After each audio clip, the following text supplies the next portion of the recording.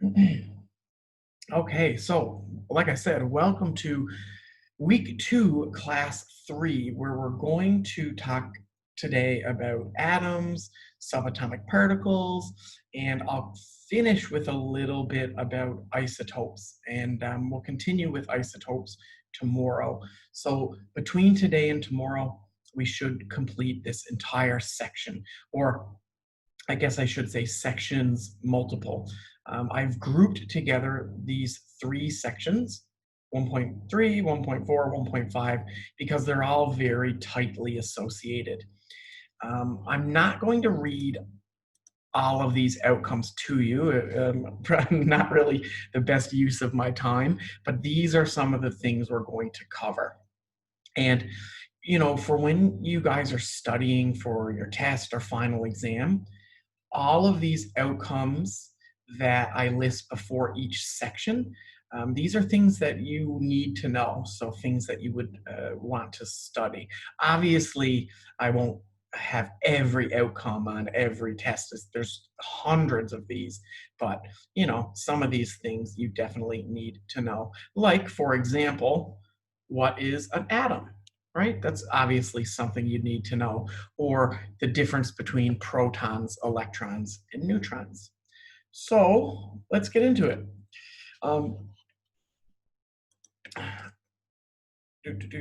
Sorry, I'm just reading the chat here. That's a good question. So the question is, on the exam or test, will there be definitions? And I'm working with 2 other instructors, and we give every section the exact same tests. So the reason I'm telling you that is, personally, I don't put definitions on my tests. I usually do multiple choice or fill in the blank, rather than get you guys word for word to write out a definition.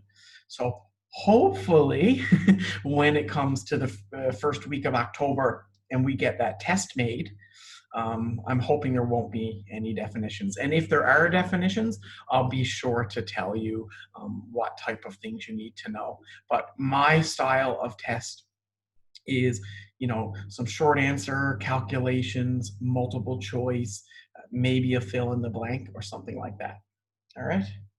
So we'll see. I will definitely let you know more about that test in the first week of October. We still got a little bit more material to do yet. Okay. I like simple style too. I'm more interested later, especially in chapter 3, in things like naming and nomenclature and calculations. Anyways, we'll talk about the tests and stuff later. Okay, so this is fun. This is good stuff because, you can't teach a first-year chemistry course and not talk about the atom. The atom, and this can get a little confusing because atoms and elements are kind of the same thing, but not the same thing. So I'll explain this now. An atom is the smallest particle of an element that retains or still remains the identity of that element. Now, I'm just reading from the slide, but what does that mean, right? That's a pretty weird definition. What I mean is, if you look at an atom, like the whole thing, and an atom is made up of different parts. But if I just look at the atom, I can tell what element that atom represents. Any smaller than that, because there are particles smaller than the atom. The atom's not the smallest thing in the universe, right? There's little things inside the atom. So anything smaller than the atom, I can't look at it and say, oh, this is carbon, this is nitrogen. I need to see the whole atom. So atoms make up elements. All right, atoms are like the building blocks of your elements, and they're very, very, very tiny. There's a little typo here, kind of, or I guess it's definitely a typo. It should be an exponent. So 10 to the minus 10 millimeters, or meters, sorry, meters. So, decimal 0.00000, there's a lot of zeros there. 1 meters long, extremely, extremely tiny. Not something you would see in a biology lab on a microscope. You know, you can see, you know, small molecules, small organisms, not molecules, sorry, but small organisms, but you can't see the atoms that make them up. You need something more powerful. So they're tiny, tiny, tiny little things. This is, and let me see if I can fix this actually. Hold on, guys. I just stopped my screen sharing for 1 second because there's something that's annoying me with my picture of my pretty little atom. There we go. All right, hold on. I'm coming back with the video here, or the screen share. Okay, sorry. I just wanted to fix a little font mistake. I made this guy smaller, this word nucleus here.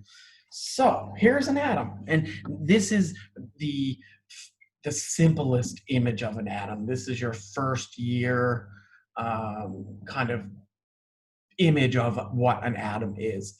There's more modern definitions like the quantum mechanical model of the atom, which gets a lot more complicated.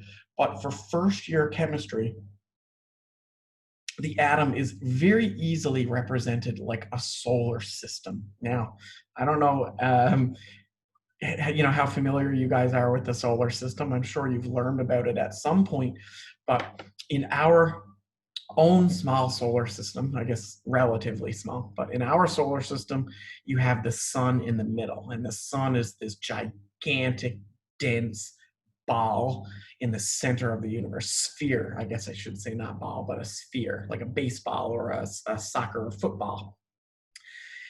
Very large, dense sphere. And then around that ball, around that sphere, there's planets like Earth, Mars, Venus, Jupiter, and they orbit around the sun. So an atom, and this is again the simplistic definition, which is perfect for first year. An atom is very similar. You have this dense core, this dense center in the middle of the atom called the nucleus, and that is full of protons and neutrons. So I have protons and I have neutrons. And then around it, in mostly empty space, I have electrons. And electrons are so important. I'm not going to talk about electrons a lot today, but when we start talking about chemical bonding, naming ions, the electrons will become very important. The big thing I'm going to talk about today are the protons and neutrons. So there's a couple of notes on the side. So most of the atom's mass and the positive charges that it has are in the middle. Most of the volume is empty. So all of this space out here is mostly empty. And then one important thing, and this is for atoms only, or isotopes I could say, but atoms only, is that in an atom, the protons and electrons are always the same. They're always neutral. And one last thing before I move on to the next slide. This is something I told my students in the morning. You can, okay, I will come back to this in another slide, but you can think of the attraction between protons and electrons, so positive and negative, as an electrostatic attraction. So what does that mean? Well, you guys know you wear clothing. It happens to me all the time in my t-shirts. You notice like hair gets stuck on them, or my socks all the time because I have a dog now. They're covered in fur and hair from walking around my apartment. The reason the hair is attracted to fabric is this electrostatic attraction. You can test this with a balloon and your own hair. If you rubbed a balloon on your head, your hair will actually be attracted to it. It's almost magnetic. It's completely different types of attraction, but it's the same idea. They are literally attracted to each other. So the reason that these electrons over here don't just fly off into space or into nowhere, the reason they spend time around the nucleus is the same reason the Earth doesn't fly out of the solar system. You know, if the Earth is moving around in space really fast, how come we don't fly away? Well, the sun's gravity keeps us there. And the same thing you could say for an atom. The charge on the proton, or the positive charge of the nucleus, keeps the negative charge of the electrons orbiting around it.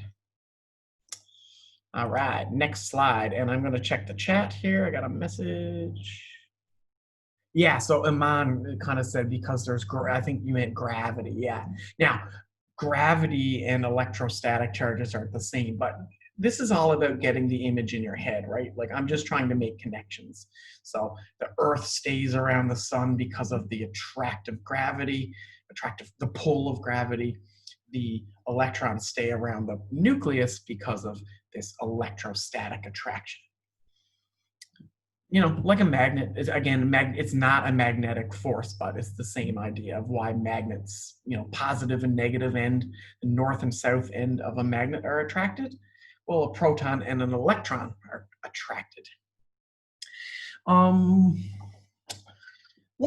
This slide, I hate this slide. I think I'm going to delete it if I ever teach this course again. It's not a bad slide, but it doesn't really fit in. But anyways, just a little note. Atoms and molecules are not the same thing. So when I am talking about atoms, I'm talking about just one element.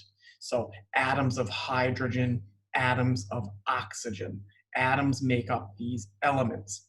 When you mix atoms or elements together, you get molecules or compounds. And I talked about compounds yesterday. It's real simple. It's just when two different atoms or two different elements get together. All right, I'm going to move on. That slide kind of, I probably should have put that back in section 1.2. So, all right, what do you need to know? Well, you need to know that atoms are very, very small and they make up elements. You need to know that the positive charges are in the nucleus and the negative charges are around it. So this slide kind of explains that. And these are our three we call them subatomic particles. If you break the word down in English, and I'm sure the word has Latin roots, but sub means like below. So a subatomic particle means it's below the atomic level. And I don't mean literally below, like under. I just mean if we could zoom in to an atom, it would have more particles in it. So there are three. Three main ones are protons, electrons, and neutrons. And I've already mentioned this, protons and neutrons are in the core, electrons orbit around the nucleus, and this is huge, this bottom one. This is like, I should have this bold. It's the understatement of the year. You definitely need to know this.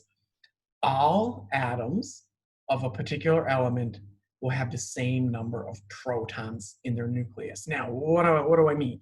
And this is a really important part. Let me skip back a few slides. I'm going to make sure in your labs next week we hand you guys some periodic tables. So this is, I'm way back on slide 42. This is a little screenshot of the top of the periodic table, top right. These numbers here, we call them the atomic number. These are technically the number of protons in the nucleus. And when you change the number of protons, you change the element, you change the atom. So, you know, if you were like, if someone said, well, what makes carbon carbon? Like, why is carbon called carbon? What is different between carbon and nitrogen? The only, well, there's a few differences, but the main difference, the reason we call one carbon and one nitrogen is because carbon has 6 protons and nitrogen has 7, and that's it. So what makes sulfur sulfur? Sulfur is S. It has 16 protons. If you added one more proton, you would get chlorine. If you added another proton, you get argon. Very, very cool. All right.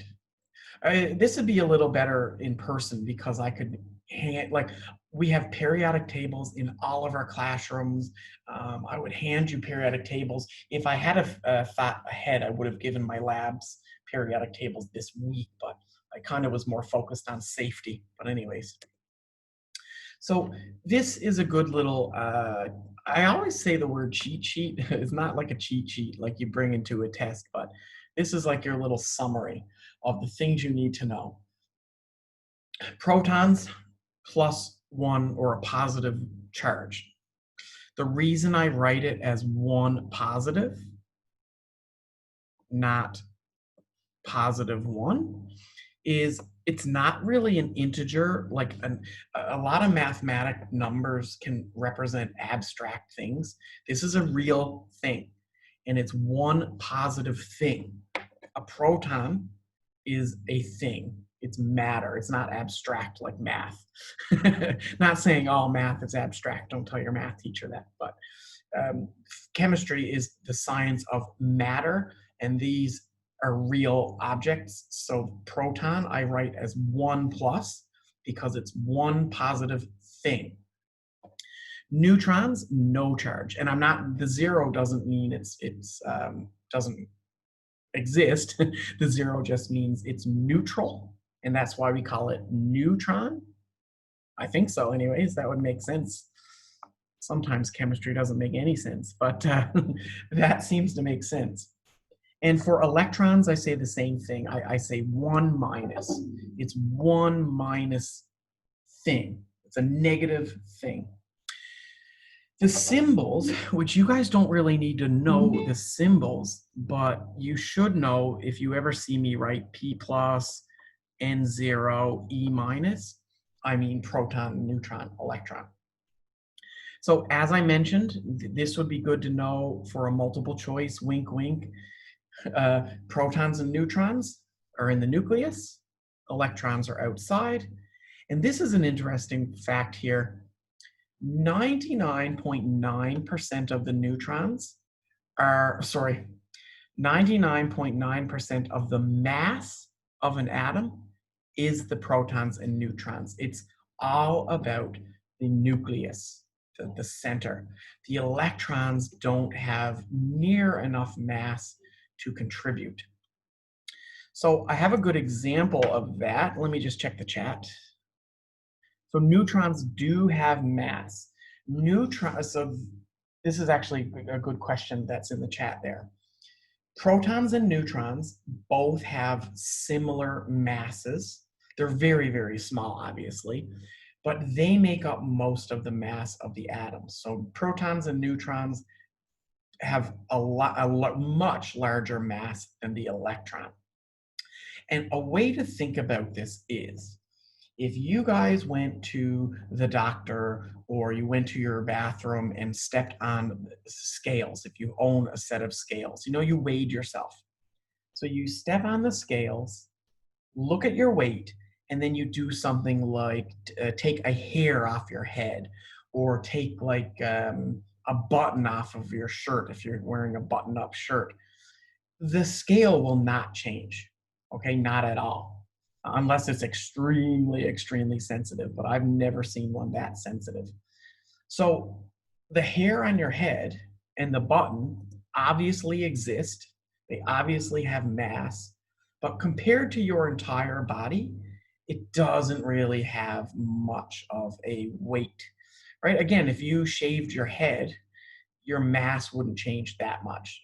Well, for people in here with short hair, if I shaved my head, I don't think my mass would change very much. So when I say electrons don't matter, it just means their mass is, the word would be negligible, meaning meh, doesn't matter. I don't know how you would say that in Arabic, meh, I don't know if you know what I mean by that, but doesn't matter. So this is kind of where the lecture gets a little important because I'm going to start talking about isotopes. And this gets us ready for tomorrow's lecture. So just give me a little bit more time and we'll be done. Okay. So I'm gonna move into this concept of isotopes and I'll explain what they are in a minute. But first, there is a way that we can write chemical symbols for elements and represent some of this information. We can represent the number of protons and the number of neutrons. So this slide I have better represented on the next page. Okay, so let me just skip ahead to the next page. This slide explains all these words. I can write a chemical symbol like this, where X, so this X here, this is my element. It could be, or atom, or isotope, whatever you want to say. I'll explain isotopes soon, but this is your element. So, you know, carbon, nitrogen, fluorine, whatever element you want. And then up here, this is called the superscript, A, we can write the mass number. And remember, well, and actually I shouldn't say remember, the mass number of the element is calculated as the number of protons plus the number of neutrons. And then down here, we can write protons. Now, I had a class this morning at 10:30 and they were pretty awake. So I want to see if you guys are just as awake. If I gave you this information, so I gave you the mass number, the protons and neutrons, and I gave you the atomic number, the number of protons, how could I calculate the number of neutrons? What would I do? I will subtract the protons from the Yeah, I know what you're saying. You're exactly right. Your name didn't come up, but whoever said that, you are perfectly correct. Subtract. If you took the mass number, and think about this, guys, it's pretty logical. If the mass number is protons and neutrons, and the atomic number is protons, well, if you subtract them, you find out your number of neutrons. So, I mean, students this morning were saying A minus Z, which is exactly right. This is not a formula I expect you guys to remember. Like, it's not like velocity is distance over time or things you need to know like in physics. This is more common sense.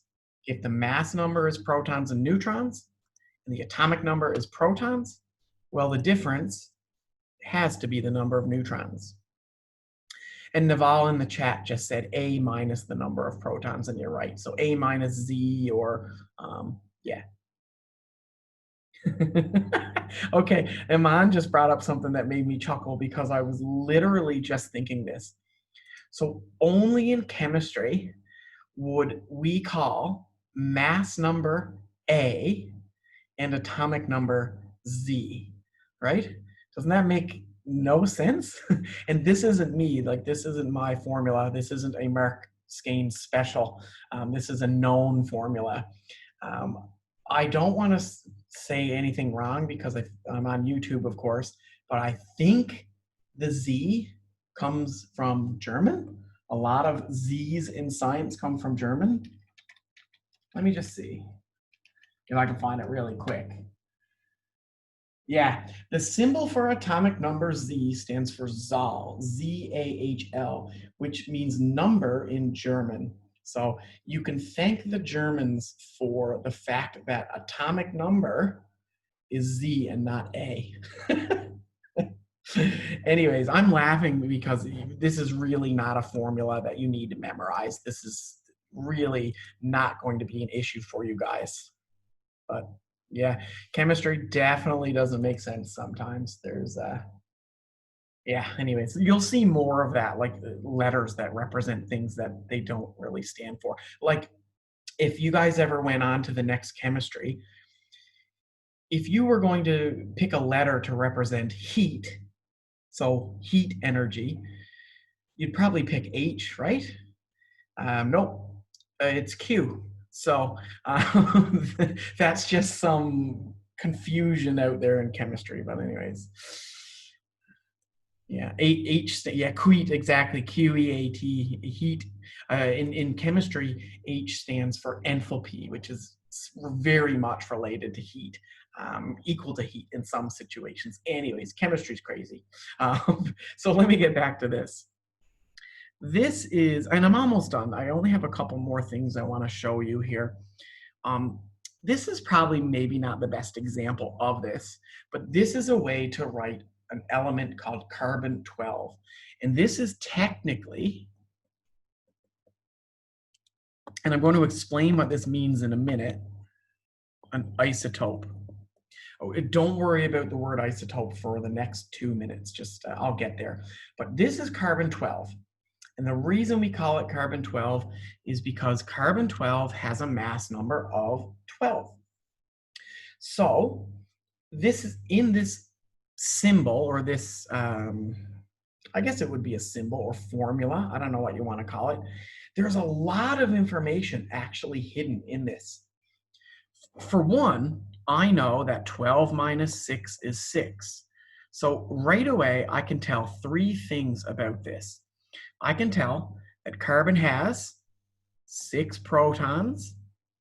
I can tell that it has 6 neutrons. And you're probably thinking, well, what's the last thing? Remember, in atoms and isotopes are included, but in anything that's not ionic, which I'll talk about later, but any atom or isotope, it's neutral. So actually the number of electrons are neutral. The charge is neutral. The number of electrons and protons are the same. Now, this is a bad example because I'm kind of giving you the impression here that all these numbers are the same. It's just a total coincidence. And the only reason I picked carbon 12 is it's a very popular isotope. You might have heard of carbon dating, where they use, I think, carbon 13. We use isotopes to tell us how old things are. Pretty cool. Any students in here in medical radiography, our X-ray program, you will learn a lot more about isotopes because they can use isotopes to help with X-rays. And I should know more about that because my mother was an X-ray technician for like 40 years or 35 years, but we didn't talk too much about work. So on this periodic table, my mother, by the way, went to the College of the North Atlantic before it was the College of the North Atlantic. And yeah, she did medical radiography. So anybody in this program that's doing that, it's very good. And Iman, I don't know who discovered or chose the word Q for heat, but I'm sure I could find it online after class. I might have a look because I'm curious. Okay, so this slide, I'm almost done. Don't worry, guys. I just want to get into isotopes and then we can take a break. This slide is a periodic table. It's not the one we give you for tests and exams, but it's very, very, very similar in terms of the information it gives. What I really want you to take from this slide is the number, on every periodic table, the number above the element is the atomic number. So when you look at the periodic table, like, if you're in the college, I know some of you are probably there right now. If you go into any classroom in building 5, or even in our chemistry lab in building 5 as well, pretty much every room in building 5 has a periodic table on the wall, and there's a number above it. And the number above it is always number of protons.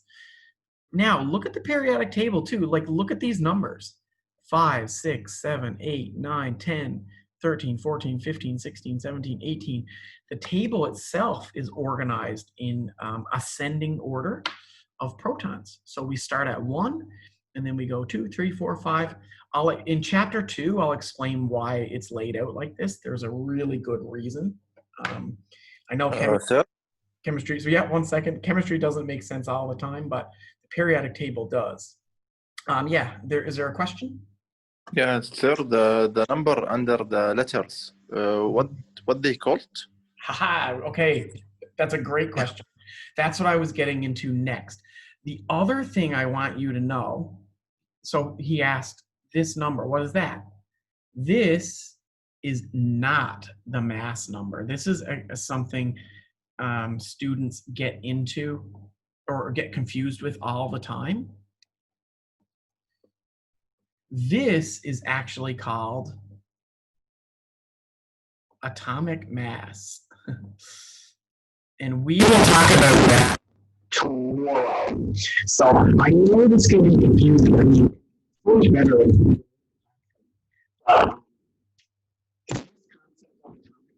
We'll talk about. There's a really cool reason why this is like. Where did 196.97 come from? Like, that's a pretty weird number. Where did that come from?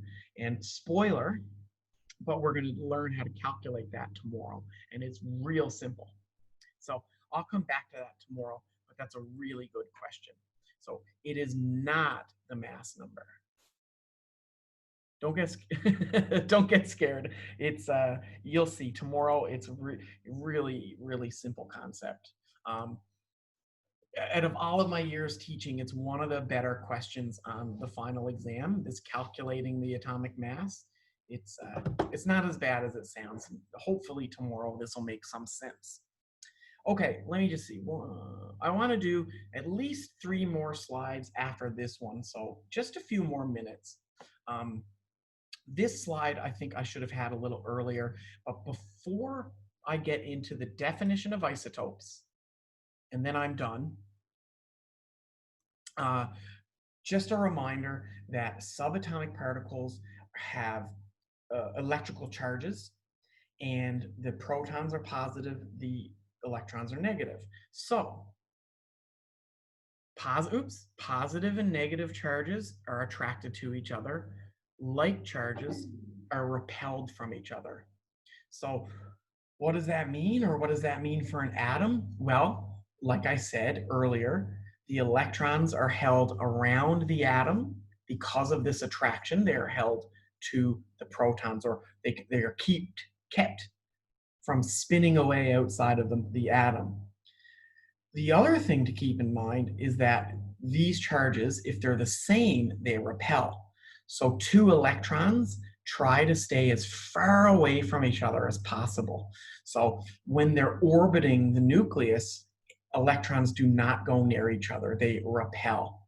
So, and some of you might be thinking, well, wait a minute, then why are all the protons in the nucleus if they repel each other? Well, they're held there, I'm sure, with some of the repulsion from electrons, and also neutrons help keep them together in the nucleus. It's probably not, I'd probably get in trouble saying this, but you can almost think of neutrons like the glue that keeps the protons in the nucleus.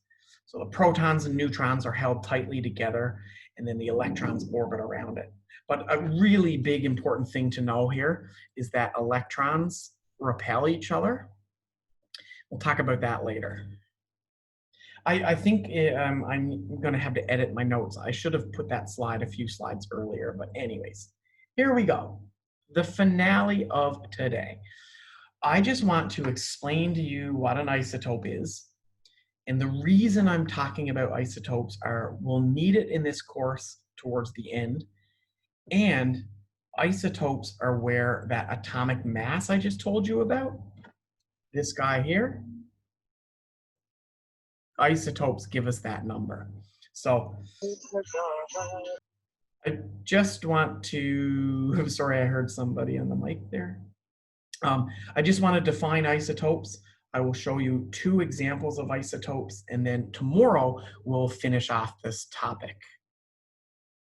Oh, and sorry if the problem with someone in the chat just said the connection at the college is bad. It's usually a very good connection, but we usually don't have 2,000 students trying to watch Zoom online at the same time. So if you guys are having really bad connections, you can always watch the videos once I get them up on YouTube. And after today's class, I'll put some up on YouTube.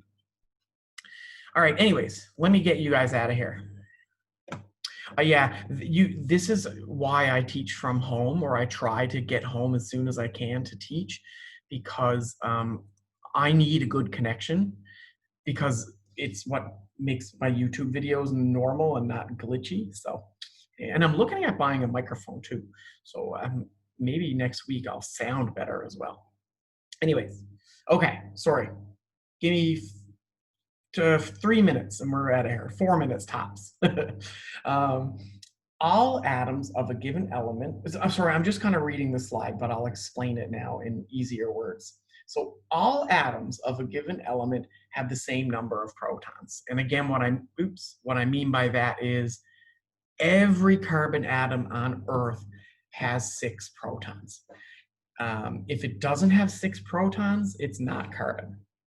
However, atoms do not have to have the same number of neutrons. Neutrons can vary, and they do not change the type of atom. So carbon or hydrogen or neon, which I'm going to show you here, they all have 10 protons. Neon, I mean. Neon has 10 protons. Every atom of neon has 10 protons. But we can find atoms all over the world of neon that might have 10 neutrons, 11, or 12. And we give this a name. The name we give this are isotopes.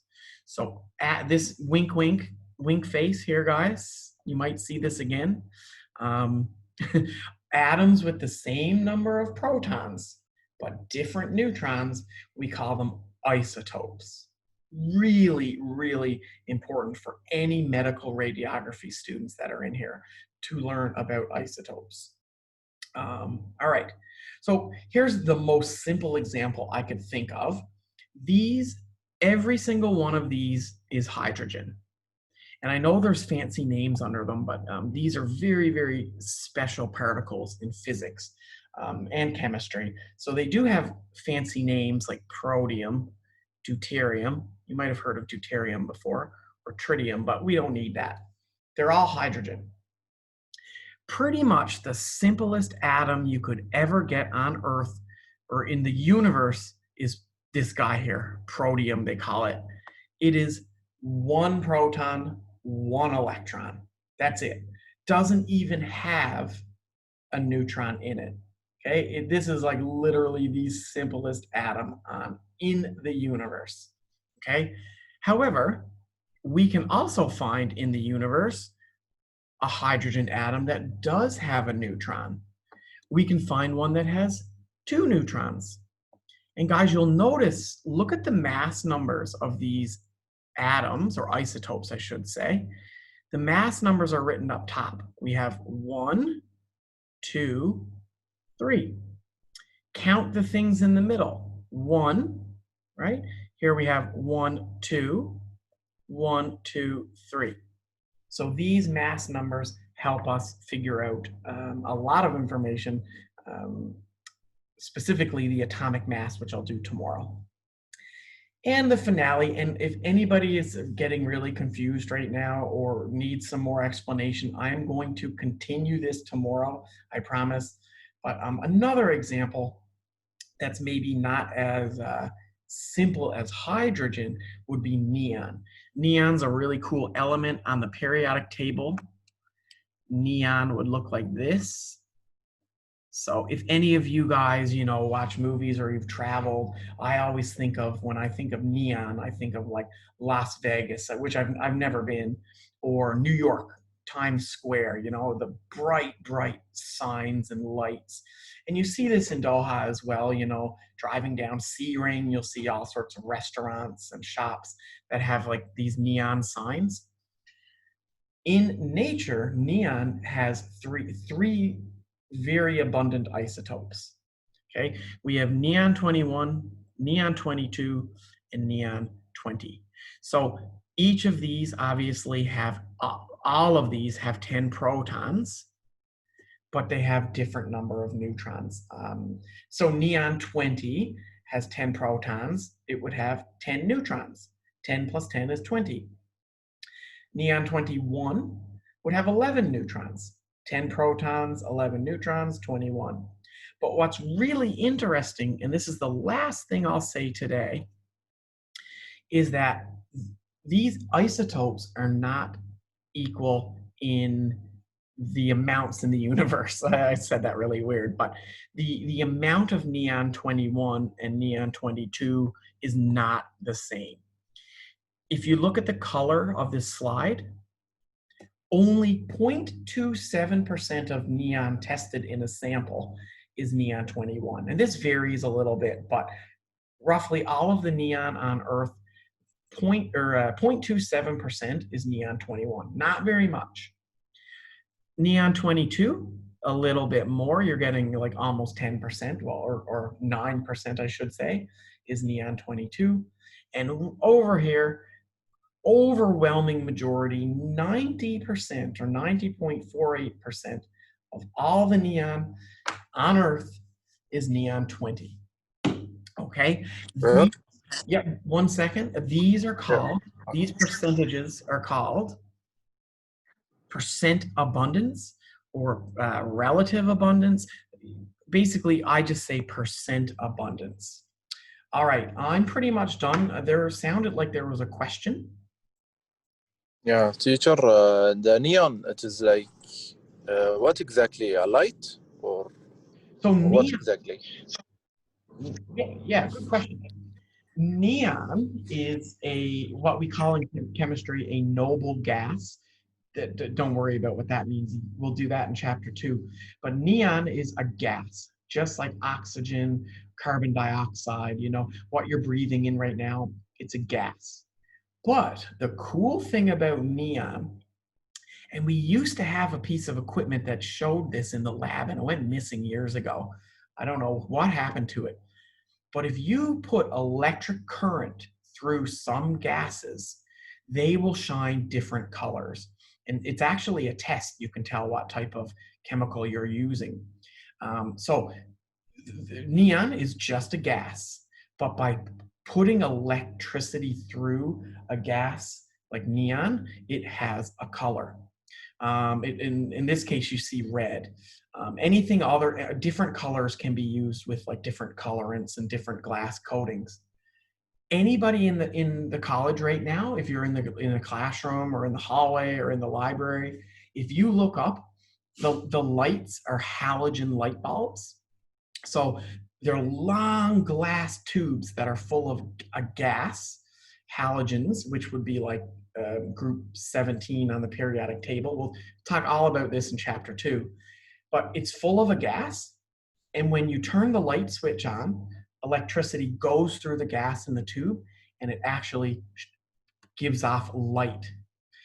One of the things that show you a chemical reaction happens is it gives off light. Like think about burning a candle or a cigarette or a piece of paper. Why does it shine light orange? Like why is it orange? And that's a chemical reaction that gives off energy. So long story short, when you put electricity through a gas like neon, it gives off light. Chemistry is the best. I love it. Okay, so guys, I'm done for today. I'm gonna stop the recording, but if you guys have any questions or you wanna know anything, let me know. But I'm gonna stop recording here.